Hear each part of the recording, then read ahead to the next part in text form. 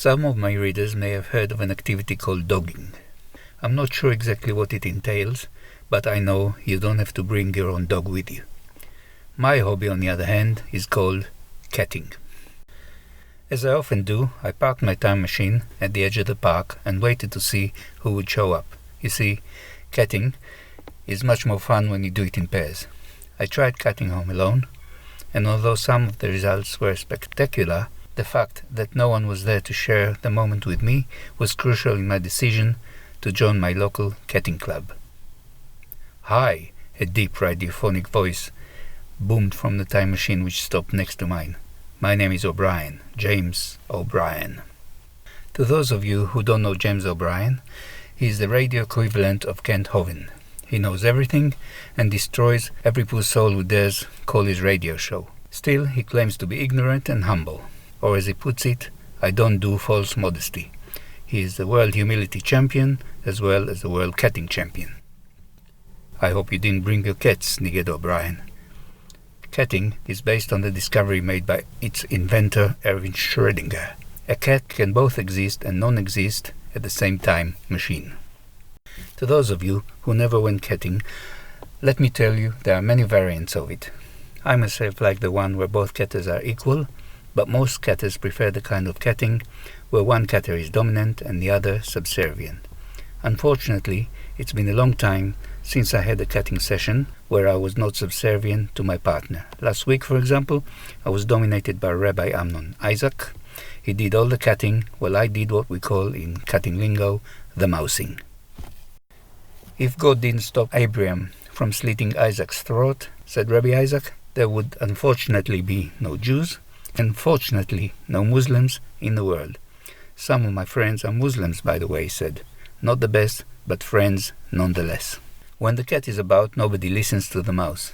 And so, the fact that if Abraham killed Isaac, 6 million Jews would have been spared the Second World War remained unsaid.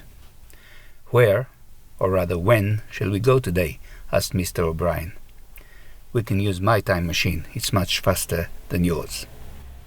If you haven't latched on to it yet, catting is about looking at history as written by the winner, of course, and proposing a what-if scenario.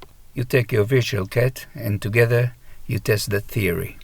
As one can imagine, catting is a very difficult game to falsify, and so is popular with failed politicians, successful clergy, and the media in general. It is, however, frowned upon by scientists. I don't recall bumping into Professor Lawrence Krauss on any of my catting excursions, but you are welcome to correct me if you saw him crawling out of a time machine. "How about Iraq 12 years ago?" I suggested hesitantly. "I always wanted to know what would have happened if we left Saddam Hussein to his non-nuclear devices.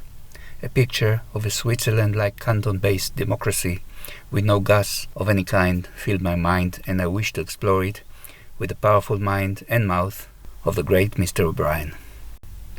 "Are you pretending to be stupid?" said O'Brien. "Why don't you just suggest going into Syria 5 years ago, which would save 200,000 lives and stop the Islamic State?" That sounded pretty convincing, but then he said, "Just kidding. Obviously, if we went into Syria, there would be bombs in London and Paris, and some Muslims would be very angry. The last thing we want on our hands is a bunch of angry Muslims." Playing catting against the world champion is a very humbling experience, but is a lot of fun if you are so disposed. "Let's go to Germany in 1933 and save those Jews," he said. "I'm a little short on Jewish friends." The time nav said, "You have reached your destination," and we were on our way to assassinate Hitler. O'Brien was dressed like a nun, walking a German hound, me. "Wait," I said. Suddenly I felt empowered. James O'Brien obeyed me, and it was time to show him who the new world champion was.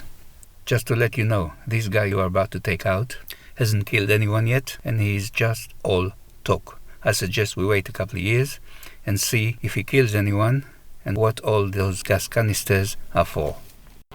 If you ever saw Goliath or Mike Tyson on the floor after being decked by King David or Buster Douglas respectively, you have a good picture of James O'Brien admitting defeat.